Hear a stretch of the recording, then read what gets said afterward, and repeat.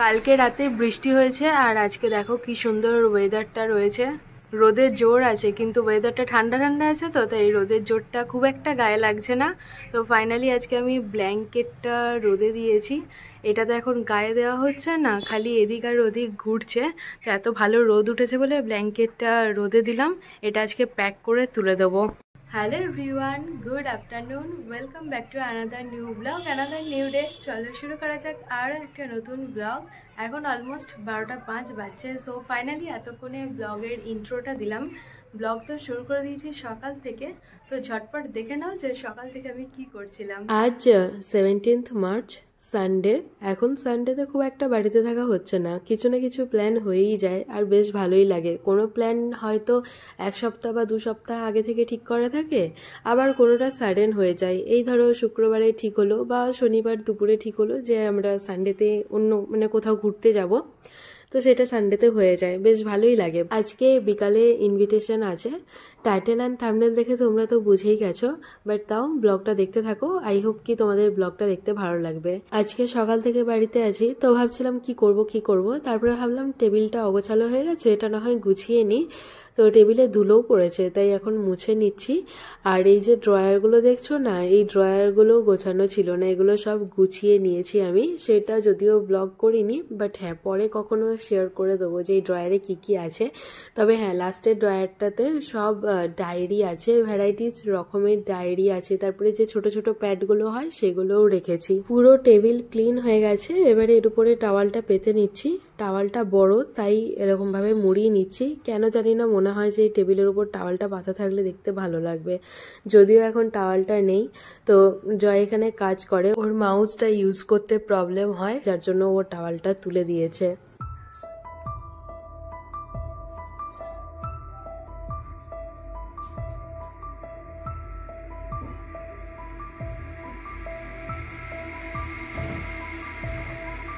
এখন প্রায় 11টা 15 কি 20 বাজে।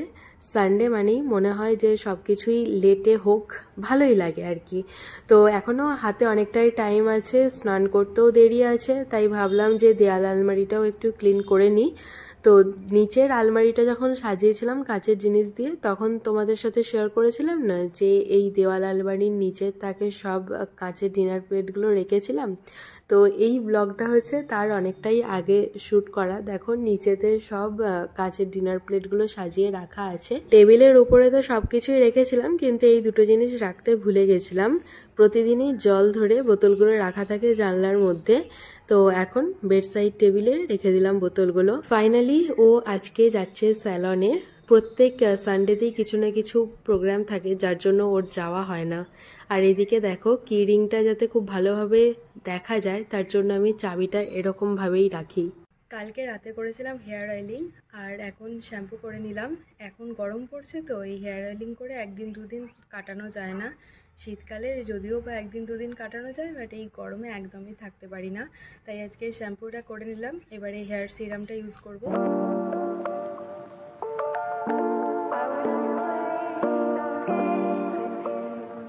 2:30 বাজছে, তো আমাদের লাঞ্চ কমপ্লিট হয়ে গেছে, অনেকক্ষণই লাঞ্চ কমপ্লিট হয়ে গেছে। কিছুক্ষণ নিচে বসছিলাম, দেন এখন উপরে এলাম। তো এই পাশে সব কিছু প্যাক করে নিয়েছি। এর মধ্যে তো ব্ল্যাঙ্কেট আছে, এই বড় প্যাকেটটা মা আমাকে দিয়েছিল ব্ল্যাঙ্কেট রাখার জন্য। আর এই প্যাকেটটার মধ্যে ওর সব জ্যাকেট, সোয়েট শার্ট, হুডি এগুলো ভরে রেখেছি। এবারে ওয়ার্ড্রপের উপরে তুলতে হবে, তো ও তুলবে। এখানে কাঁচটা পরিষ্কার করে দিচ্ছে পেপার দিয়ে। আজকে সানডে আর ওকে কাজে ভর করেছে, আজকে অনেক কাজ করে দিয়েছে। আর এখন সুন্দরভাবে মিরারটা ক্লিনও করে দিচ্ছে। যাই হোক, তো হেয়ার কাটিং করে চলে এসছে। বিফোর লুকটা তো দেখেছিল, আর এই যে এটা হচ্ছে ওর আফটার লুক।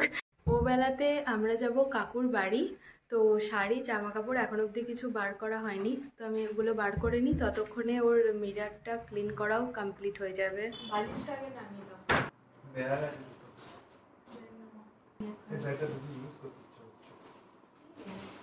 কিসে ইউজ করবো? দুটো?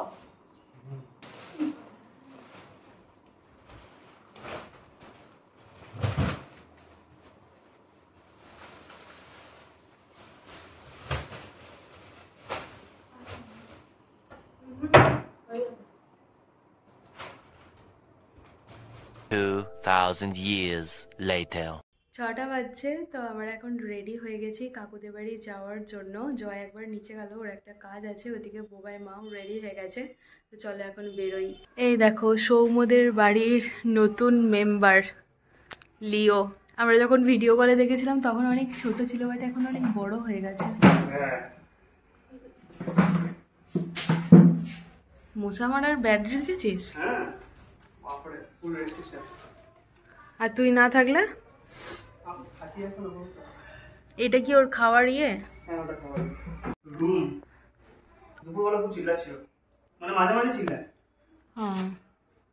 ইস কি শান্ত বাচ্চা। খাওয়াবি কখন?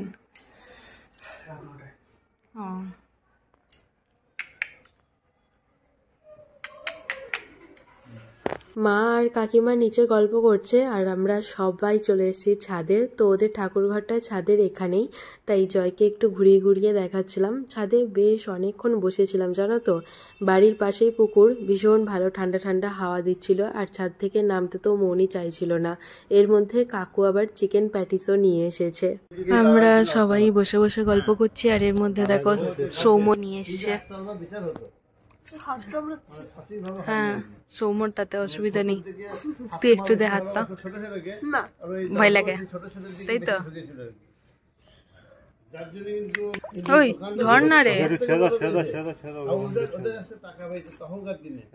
এই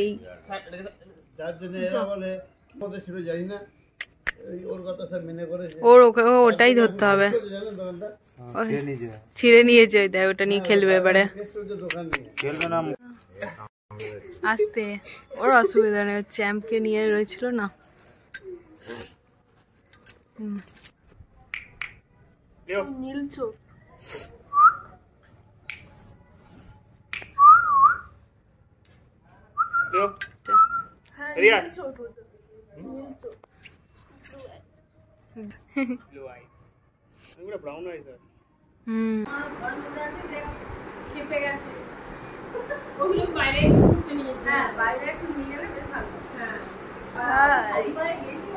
বাই বাই। কতক্ষণ করতে পারবে না, কতটা স্পিড হচ্ছে এখানে? কি মিনিটটা দেখাচ্ছে? দিনে করুন। আমি তো 8 পর্যন্ত হেঁটে দিলাম। বাবা তো 8ই করেছে। এখানেই করো, পেট কমে যাবে। বরাবর 4 করুন। কাকু কি 8 স্পিডটা দিয়েছিল? হ্যাঁ বাবা। কিন্তু আর যেদিকে আমরা ঝাঁপাচ্ছি কিন্তু এখন মানে না প্রেসার কিন্তু বেড়ে গেল মনে হচ্ছে। হ্যাঁ অনেক এক চান্সে যতটা হবে। কেমন লাগছে? তো জিম করতে অভ্যাস আছে, অসুবিধা নেই। না এটা কাকি যে আমাদের জিমে ছিল এমনি আপনাকে দৌড়ে, তবে এখানে আমার মনে হয় ভর দিয়ে হাঁটার থেকে স্ট্রেট হাঁটা ভালো। এটা আমরা অভ্যাস হয়ে গেলে ওটা যে ছেড়ে দিয়ে হাঁটছিল। এখানে মিনিটটা কোথায় দেখাবে? হ্যাঁ দেখাচ্ছি খুঁজি। ও আরো তো বাড়ানো যাবে, এবার দৌড়াতে হবে। বাড়ি দিন দেখো বাড়ানো যাবে সঙ্গে সঙ্গে। ট্রেডমিলে হাঁটলো প্রায় 5 মিনিট। চারে দাও না, চারে দাও একবার দেখি একবার। না হচ্ছে সাহস হবে, আস্তে আস্তে। প্রথম প্রথম কষ্ট হবে, ছেড়ে পারবো তুই এমন হাঁটছিস পার্কে হাঁটছিস। না 3 মিনিট 30 সেকেন্ড। এটা খালি পায়ে হাঁটা চাই দিয়ে ভালো, কাঁটা কাঁটা যদি থাকতো না সে পাটা মেসেজ পায়ে 1 মিনিট 47 সেকেন্ড। স্পিডটা একটু বাড়ানো হবে নাকি? সাথে দে, ভালো লাগছে। ওই রুমে বুবাই আর কাকু গল্প করছে, এদিকে রান্নাঘরে মা আর কাকিমা গল্প করছে, আর আমরা সবাই আছি সৌম্যর রুমে। তো যার সাথে যার ভালো গল্প জমবে সে তার সাথেই গল্প করছে। তো আমরা সবাই হাঁটলাম ট্রেডমিলে, এক্সেপ্ট বুবাই আর মা। তো বুবাইয়ের তো হাঁটা যাবে না, আর মাও হাঁটেনি। এদিকে দেখো যে যার ফোন নিয়ে ব্যস্ত। 10টা বাজতে যাচ্ছে, বসে পড়লাম রাতের ডিনার করতে। আজকে ডিনারে আছে চিকেন বিরিয়ানি, রুমালি রুটি, স্যালাড, মাটন। মাটনটা ভীষণই ভালো সেদ্ধ হয়েছিল, আর টেস্ট তো দারুণ ছিল। টমেটোর চাটনি আর মিষ্টি। সৌম এখন লিওর খাবার রেডি করছে। ওর খিদে হয়ে গেছে। তুমি ভেতরে ঢুকবো না, আমি তো ভেতরে ঢুকবো। ওর গন্ধ পেয়েছে বলে এরকম করছে লাফালাফি। মাখছিস কিছু দিয়ে? আচ্ছা আচ্ছা, এখন খিদে পেয়েছে, লাফাচ্ছে দেখ তিরিং তিরিং করে। কোথায় রাখিস তোর খাবারটা? চৌকেছে? দে ভাই দে ওকে এবারে।